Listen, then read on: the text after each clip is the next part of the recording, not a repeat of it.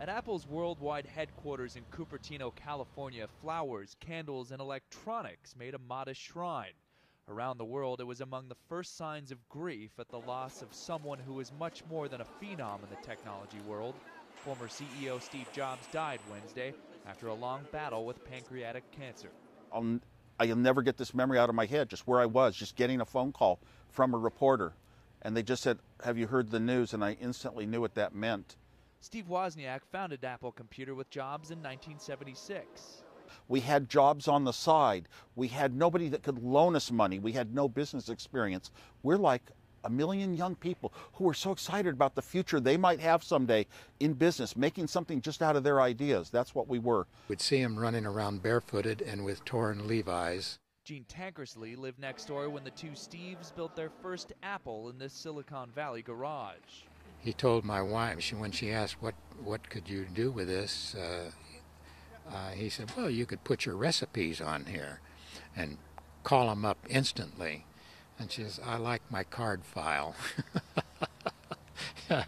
Wozniak's engineering and Jobs' marketing skills created a computer success. He had this incredible understanding of what we would want, even though we didn't know we wanted it.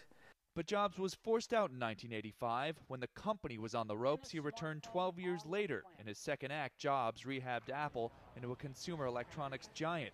He instilled the values of beauty and design and simplicity.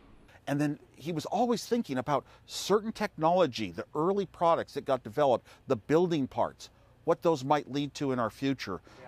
On the sidewalk by Jobs' home, fans adorned the fence with half-eaten apples, the company symbol. Someone even left their old iPod scrawled with a quote from Jobs. Curious neighbors snapped photos with what else? Their iPhones. I've always been a huge fan of his, but you feel this huge loss of a huge presence, and yet it seems like he's still with us also. His legacy is really all around in the form of Apple products, the Macintosh, iPod, iPhone, and iPad. And maybe that was really Jobs' greatest contribution, was the ability to take a good idea that already existed and make it right for the consumer.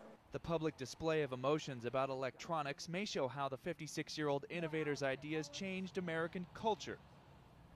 I'm going to miss the chance to go to him and just sit down and share, just person to person, how much fun we had in those days doing things together. But you lose it and you can't ever go back.